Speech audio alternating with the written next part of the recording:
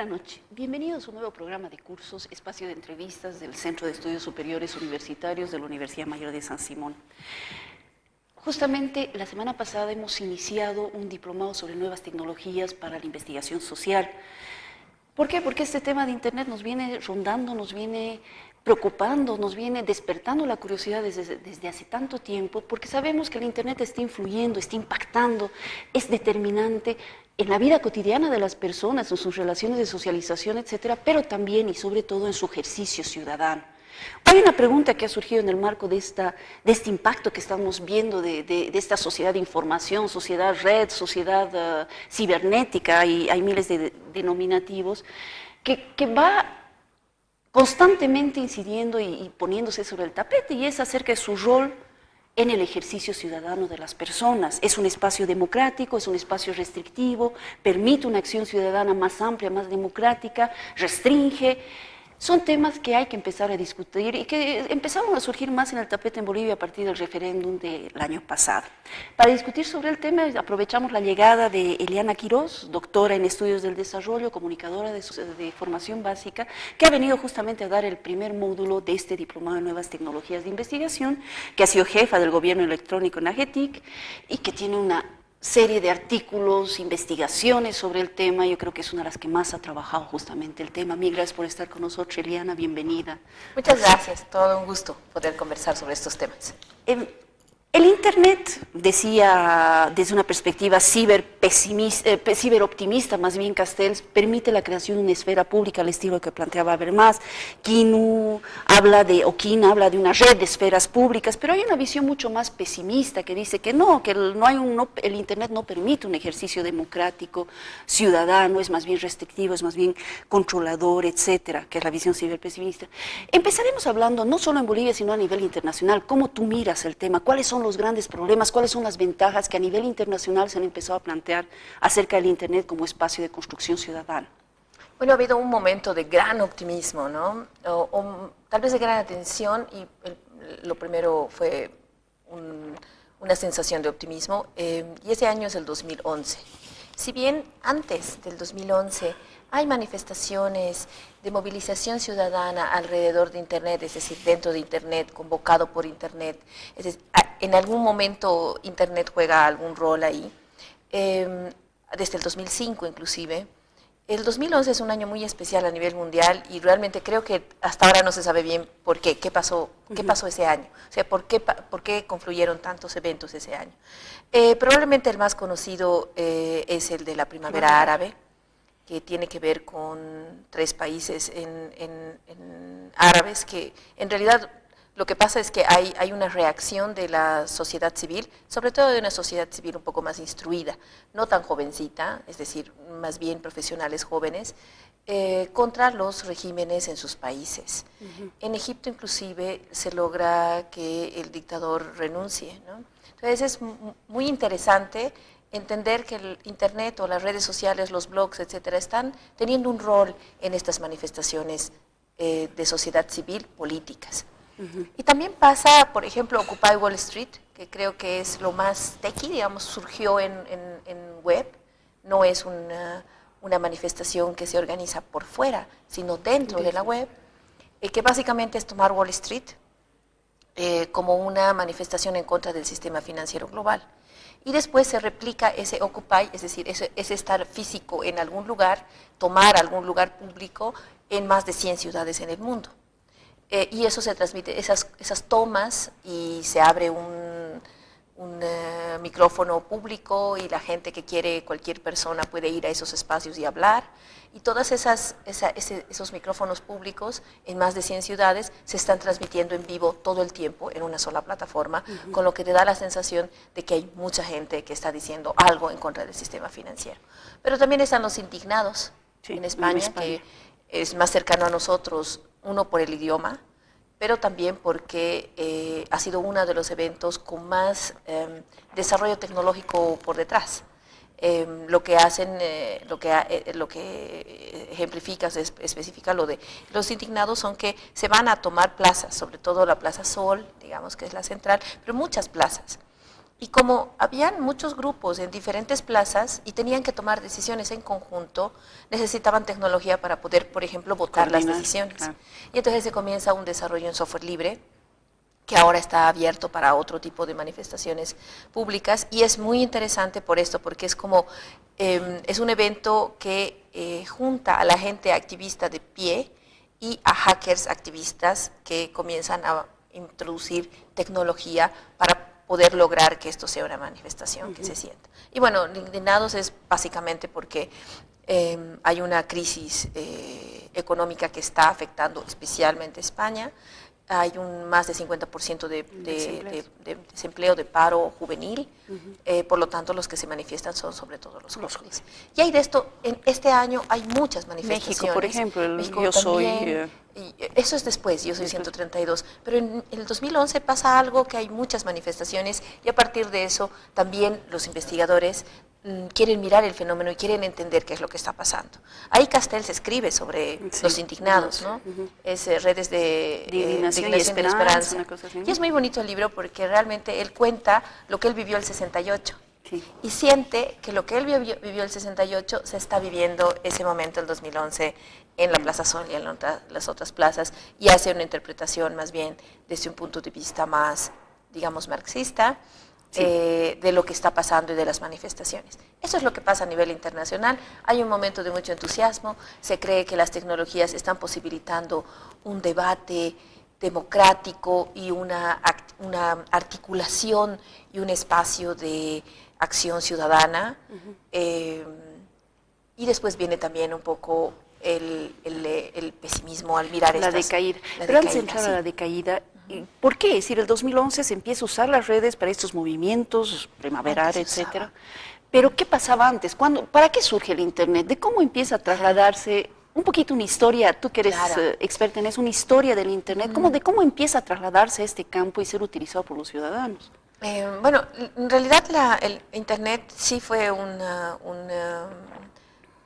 objetivo militar. Primero se puso mucho dinero por la guerra y después porque se quería hacer frente a la carrera tecnológica frente a Rusia. Entonces hay un dinero, una buena cantidad de dinero que se pone por razones militares. Estamos hablando de la Guerra Fría, estamos hablando de la Guerra Fría y después, sí, la Guerra Fría. Los 50, 60. Sí, a partir del 50, porque en realidad entre el 39 y el 45, que es la Segunda Guerra Mundial, hay un dinero que se dedica, que no a Internet, no a Internet, sino a desarrollo tecnológico, para intentar descifrar un código alemán por el cual se transmitían mensajes. Y entonces se llama el código Enigma y se lleva a muchos investigadores y científicos a un lugar en Gran Bretaña que se llama Bletchley Park, y eso logran descifrar, que es una descifrada muy sencilla. O sea, si le explicas ahorita dices, tanto dinero para eso, pero bueno, logran hacerlo, pero logran además ponerse de acuerdo en ciertas cosas y hacer funcionar ciertas ideas. Y una de esas ideas eran las computadoras y la conexión posible entre computadoras. Entonces, ese es como lo más antiguo, el pasado más antiguo de Internet. Después de esto, termina el 45, se termina la guerra, todos los científicos vuelven a sus universidades y varios ya tenían la idea de conectar computadores entre sí. O sea, de desarrollar computadoras mejores de las que se habían desarrollado en Bletchley Park y conectarlas. Y entonces comienzan a trabajar algunas cosas, pero aquí viene el dinero de ARPANET, del proyecto militar, para lograr hacer frente, por ejemplo, al lanzamiento del Sputnik en Rusia. Pero después se entiende que hay un desarrollo, hay ya la idea militar, pero los académicos son los que están haciendo esto. Claro. Y los académicos quieren resolver un problema, que es que tienen que mandar muchos, no mensajes solamente, sino muchos documentos. Claro, tienen que intercambiar información. Intercambiar información y documentos, que son grandes, porque no es lo mismo mandar un mensaje de 2 líneas que mandar un documento de 20 páginas. Claro. Entonces, están utilizando esas mismas ideas militares para ver cómo resuelven su tema académico y de repente pues se vuelven como 2 proyectos, un proyecto militar y un proyecto académico. Y eso pasa por mucho tiempo, varias décadas. Me llama la atención porque ya fue un propósito académico el que impulsó, digamos, la Sí. otra parte más, tal vez más Sí. interesante del Internet, pero en realidad los que se apropian es el comercio o no a nivel internacional. Sí. Lo que pasa es, digamos, que es tan interesante el invento que primero es desarrollado y utilizado por los académicos, estos nerds, geeks que están entusiasmados porque pueden intercambiar información, y alguna gente comienza, por ejemplo, a introducir virus en la red, y entonces ya se siente que es algo más público que solo lo académico. Y después comienza a apropiarse alguna gente entendiendo, que viene de la academia, entendiendo que hay que preservar un espacio libre, que es el Internet, que nació libre y que hay que mantenerlo libre. Ahí comienza el activismo ciudadano. Después de esto... ¿Tú cuándo ubicarías ese periodo? Es a partir del 90 y algo. Sí, fines del milenio en todo caso. Pero son los geeks, o sea, es gente de informática. A partir del 2000 comienzas a ver gente no tan en informática y que entiende algunos temas de activismo dentro de Internet y por Internet. Las empresas comienzan a ingresar a hacer negocios a partir de la mitad del 90, de la década del 90, sobre todo el 2000. Amazon es la primera y después ya vienen Google, Facebook, etc. Y son empresas grandes que ponen mucho dinero en los desarrollos de Internet. Antes el dinero había venido del Estado, ahora viene de las empresas privadas, y de alguna manera se apropian de Internet. Y ahora lo que conocemos como Internet, en realidad es un espacio privatizado por muchas empresas. Este espacio de libertad donde, por ejemplo, no tenías que crearte una cuenta, lo que se llama loguearse, prácticamente es inexistente ahora en Internet. En el Internet que conocemos. Hay otros espacios en Internet donde puedes entrar sin tener que identificarte, que son anónimos. Que son los software libres. Que es la Deep Web, por ejemplo, pero hay algunos otros espacios, no en Deep Web, que puedes donde puedes ingresar sin tener que identificarte. Hay. Y también puedes intentar hacer navegaciones anónimas y seguras. Pero ya no es de dominio de todo el mundo. Claro. La mayor parte de la gente, la masa que se conecta a Internet, se conecta a espacios privados. Y no tenemos mucha conciencia de esto. Creemos que Facebook es un lugar público, ni siquiera lo reflexionamos y por lo tanto colgamos toda nuestra información allá sin ninguna restricción y sin ningún empacho. Y en realidad lo que estás haciendo es darle tu información a una empresa privada que luego la vende. Claro. Que la vende y además dirige tus patrones de consumo, porque aquí hay el tema de algoritmos que me parece fascinante y no sé si nos puedes hablar claro, un poquito. Claro que sí. Bueno, lo primero que pasa con Facebook es que acumula tanta información de comportamientos, no solo Facebook, ¿no? Pero Facebook es como el ejemplo más importante, más fuerte, porque está ganando mucho dinero y porque tiene mucha información.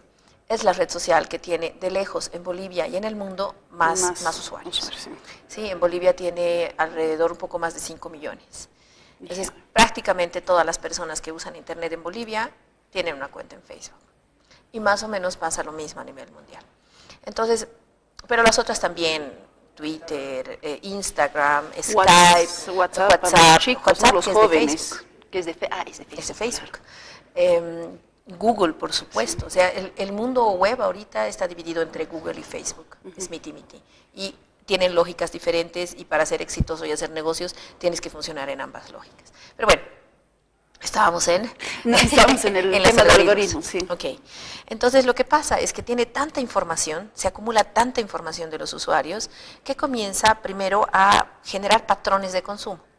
Es decir, las personas, mujeres de 20 a 30 años, normalmente tienen estos hábitos, consumen este tipo de cosas, entran a estas páginas, hacen estas cosas, se conectan a estas horas, tienen este tipo de navegadores, etc. Y entonces se dan cuenta que no solamente puedes vender esta información de marketing, es decir, haces targets, ¿no? Sí. Dices, yo quiero emitir un mensaje para los hombres de Bolivia o de las capitales de departamento en Bolivia de 40 a 50 años y que venda rasuradoras. Sí. Sino que puedes generar algoritmos que a la gente que consume información dentro de la plataforma de Facebook, digamos, o Google o lo que sea, le sugiera y le comience a dar contenidos de acuerdo a su historial. Claro. Entonces, digamos, yo he estado navegando últimamente por cualquier cosa en sitios de Rusia, probablemente me va a promocionar viajes a Rusia, noticias de Rusia, contenidos relacionados a Rusia, que ya no está en Rusia directamente, sino que probablemente es Europa, y va a comenzar a armar un mundo para mí, Claro. donde yo no tenga mucha conciencia. Algunas veces sí uno se da cuenta, porque pasan algunas cosas raras en tu Google o en tu Gmail, etcétera, o en tu red social, que comienzas a ver unos contenidos que no eran típicos. Pero en otros casos no es más natural. Como que se normaliza, ¿no? Yo estaba viendo eso y de repente empieza a llegar un montón Finalmente de información. es porque te interesa claro. o porque te han hecho interesar Claro. el tema. Y son noticias, por ejemplo, este tipo de noticias de BuzzFeed se llaman. Ve lo que sucede en tu cuerpo si tomas limón con agua todas las mañanas. La razón 5 te sorprenderá. Y dices, ah, interesante. Le haces clic y comienzas a recibir ese tipo de noticias. Claro. Y además te convencen, comienzas a tomar limón con agua todas las mañanas. Un poco el Internet estaría marcando tu vida cotidiana. Está marcando tu vida y ese es un tema de libertad y ese es el tema central de Internet. Lo que está pasando ahora es que estos algoritmos, que son fórmulas matemáticas básicamente, que están haciendo que consumas ciertas cosas preferencialmente a otras dentro de Internet, están atentando contra tu libertad. Hay posiciones que dicen, sí, pero ¿qué tan libre eres incluso fuera de esos algoritmos? Probablemente eres poco libre, pero eres menos libre con algoritmos. Y los algoritmos no se transparentan. No se sabe qué hay en esos algoritmos, porque son parte de las fórmulas mágicas que utilizan Google, Facebook, etcétera, ¿no? Entonces no los van a abrir. Pero hay una presión para que haya una transparentación de estos algoritmos, porque los usuarios finalmente tenemos que entender qué están haciendo con nuestra información y qué nos están sugiriendo a las empresas. Claro, hacia dónde nos están sugiriendo el Internet. Sí. Ahora, voy a volver al tema con el que iniciamos, que nos hemos separado, pero es que estos temas son fascinantes y yo creo que la gente tiene que empezar a darse cuenta de qué están haciendo también cuando entra a Internet. ¿Cómo? Es decir, dijimos el 2011, pero hay una utilización, porque tal vez no estaba tan desarrollado el tema de algoritmos en ese entonces, no estaba tan comercializado, no estaba tan corporativizado. ¿Y qué sucede después? El 2011 como que hay un surgimiento, una emergencia de las redes como espacio de activismo político, de construcción de otro tipo de ciudadanía, desde abajo obviamente, porque la ciudadanía se construye sobre todo desde abajo en las redes, y de repente hay un decaimiento y hay toda una postura que tú la llamas en los textos que tú has escrito ciberpesimistas. Son autores ciberpesimistas. Bueno, en primer lugar, no solo son redes sociales, y creo que es bueno eso, porque a veces en Bolivia tendemos a creer mucho que las redes sociales son Internet. En realidad hay mucho uso de blogs, de mensajería, de información que se manda por FTP, o sea, hay muchas tecnologías que se usan alrededor de las manifestaciones. Las redes son lo más visible, pero en realidad se han utilizado, incluso se ha promovido mucho el uso de software más seguro, como Tor, para navegar, etcétera. O sea, cosas que no conocemos mucho, pero que son importantes de utilizar en un momento de activismo político tan intenso y donde la gente se pone muy vulnerable frente a los poderes, ¿no? Eso primero. Pero a ver, ¿qué es lo que pasa? Lo que pasa es que las personas en general y los investigadores en específico comienzan a pedirle a estas movilizaciones resultados políticos. Y les dicen, ok, ustedes han dicho, por ejemplo en España, ustedes han dicho que esto está muy mal, que los jóvenes están en paro, el 50% de los jóvenes están en paro, en desempleo, y no están contentos con el sistema, y hay razones estructurales, el capitalismo, etcétera. Bueno, ¿cuál es la propuesta política? Y la mayor parte de las movilizaciones no tienen capacidad de generar una propuesta política porque finalmente no están para eso.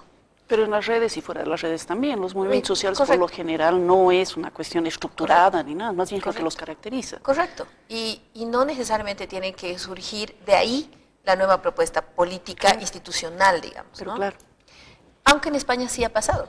Podemos es el resultado de lo que se ha llamado indignados o M15, ¿no? Pero no en todos los casos. Entonces comienza como a haber un descreimiento no solo del rol de Internet en estas movilizaciones, sino de la efectividad que pueda dar Internet dentro de estas movilizaciones. Creo que es una un debate respetable, pero creo que, como tú lo has dicho, nos estamos olvidando de lo previo. Lo previo tampoco dio resultado, o sea, no necesariamente tiene que ser la movilización social la que dé la respuesta o el norte político. Ese es otro público.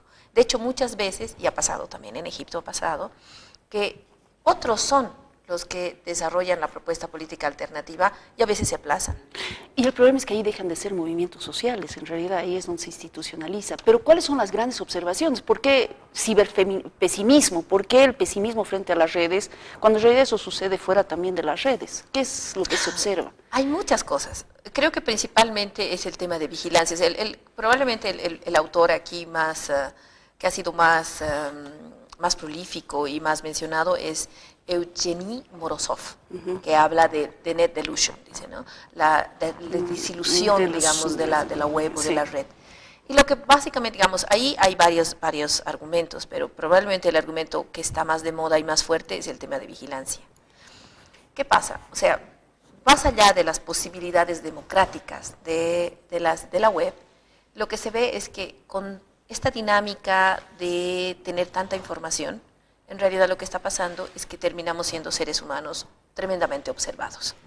Observados por el gobierno, observados por las empresas. O sea, en este juego, que es un juego de 3, y hay algunos otros actores, pero son 3 básicamente, empresas, gobierno y ciudadanos. Hay también, digamos, comunidad académica, ¿no? Comunidades científicas. Medios de comunicación. Hay medios, etcétera. Los medios estarían incluso dentro los de los ciudadanos. Pero igual, digamos, son estos 3 actores principalmente. Los más desvalidos son los seres humanos, son los usuarios, son los ciudadanos. Porque, primero, no conocen todo lo que deberíamos saber sobre tecnología, de manera que puedas hacer frente y puedas generar resistencias finalmente, si es de tu agrado, hacerlo. Y segundo, no tenemos los recursos que tienen ni el gobierno ni las empresas privadas, el dinero, ni el tiempo para hacerlo. Claro. Entonces surgen resistencias y hay resistencias que se dedican específicamente a repensar las formas de gobernar Internet, de gobernanza Internet, de transparentar algoritmos, de mirar realmente lo que está pasando ahí, cuáles son los debates alrededor de libertad de expresión en la web, de derechos digitales, etc. Entonces, terminamos siendo los que perdemos los usuarios. Los medios tienen un rol súper interesante, pero creo que un poco despistado en general en el mundo y en Bolivia también. No entienden la tecnología, no entienden los problemas de la tecnología, no entienden la vigilancia que se está dando en la tecnología, reaccionan de manera muy con el hígado, poco analítica. En general hay algunos medios que lo hacen bastante bien, incluso fuera, pero no terminan de informarnos, de educarnos un poco alrededor de esto. De hacernos reflexionar. Y entonces quedamos ahí un poco perdidos. Y ahorita lo que está pasando es que Internet es de las empresas que abren las puertas traseras a los gobiernos que les importa, sobre todo el de Estados Unidos. Hay una presencia muy fuerte, hegemónica, no sé hegemónica, pero muy fuerte de Estados Unidos, que ahora está siendo resistida por varios países. Y los usuarios quedamos así como intentando hacer varias cosas. Hay varias iniciativas en América Latina de usuarios, de sociedad civil, derechos digitales en Chile, que hace una cosa muy linda, Carisma en Colombia, TIC en México. Hay deben haber unas 10 o 12 o tal vez 15 instituciones, TEDIC en Paraguay. Hay varias, pero en Bolivia no hay. No hay. Ninguna organización, ONG, grupo más o menos estable que pueda, excepto, digamos, Más y Mejor Internet, probablemente la comunidad de software libre, pero que son usuarios organizados y no tienen financiamiento y no trabajan todos los días en esto. Mira, me hubiese gustado desarrollar mucho más el caso de Bolivia, se nos está acabando el tiempo, pero a ver, simplemente un mensaje. ¿Tú cómo ves el Internet en Bolivia? Es decir, ¿es democrático? A pesar de que no hay todas estas... Porque a pesar de que no hay estas organizaciones que permitan hacer, sí, en cierto sentido ha permitido mayor movilidad, en el caso del TIPNIS, que tú lo trabajas, en otros casos, ha permitido un mayor movimiento de los ciudadanos, pero también frente a eso hay una respuesta que dicen hay que controlar y toda la discusión que se ha abierto a partir del año pasado. ¿Cómo lo ves? Desgraciadamente muy rápidamente porque se nos ha acabado el tiempo. Sí. ¿Cómo lo ves hacia el futuro? ¿Cómo lo ves ahora y cómo lo ves hacia el futuro? Ya, lo que pasa con Internet ahora, yo creo que el gran problema de Internet ahorita, social, es que no entendemos esa tecnología. Entonces hay que tanto del lado político como del lado de los medios, como del lado de los usuarios, tenemos que alfabetizarnos digitalmente un poquito más. Porque es un espacio de libertad, sí, pero es un espacio restrictivo también, sí. O sea, restringe la participación de alguna gente porque no conoce esa gente cómo es la tecnología y cómo participar, pero también es un espacio donde algunos actores que de otra manera no hubieran sido capaces de entrar a la esfera pública, al debate, ha posibilitado la entrada. Entonces está bien, pero hay que aprender más cómo funciona. El tema de regulación de redes sociales de contenidos, estamos aprendiendo que no es posible, porque estamos hablando de empresas privadas, o sea, lo que yo pongo en Facebook no es un espacio público. Si yo quiero restringir algo dentro de Facebook, de Twitter, de WhatsApp, de Skype, de Twitter, de lo que quieras, lo tienes que hacer con las empresas. Hay un contrato que cada uno de los usuarios firmamos con las empresas. Y que generalmente lo leemos, le decimos aceptar, aceptar, aceptar. Sí, entonces no es posible hacer realmente una regulación desde el Estado. Por lo tanto, yo creo que hemos entrado a lo que les estoy diciendo, o sea, es como el Estado también se da cuenta, el gobierno se da cuenta que tiene que aprender a estar ahí. Y creo que esa es la justificación de la creación de la cuenta en Twitter de Evo Morales, la creación en Facebook de... ¿Qué es lo que viene? Un minutito, así, terminamos rapidito. ¿Qué es lo que viene? Yo creo que si logramos aprender las cosas en Internet, viene un debate súper intenso. Si no logramos aprender las cosas de Internet, viene un desastre. O sea, realmente lo que va a pasar es que van a haber más bots, más cuentas falsas, más esto que se llama bullying, más hate speech, o sea, más discurso de odio, etcétera, estas cosas muy pesadas, y el espacio se va a comenzar a deteriorar y ya, ¿qué es lo que está pasando un poco ahora? Ya no vamos a creer en él. Por lo tanto, no va a ser un espacio válido. Claro. Probablemente vamos a buscar otro espacio, vamos a volver a los espacios más presenciales. Y mucho más con ruptura de la soberanía individual, de la autonomía individual, si no logramos reflexionar. Y digamos, ese es nuestro objetivo ahorita. Es decir, tú has dicho una cosa que me parece muy bonito y con eso voy a acabar el programa antes de que me maten aquí los que están controlando.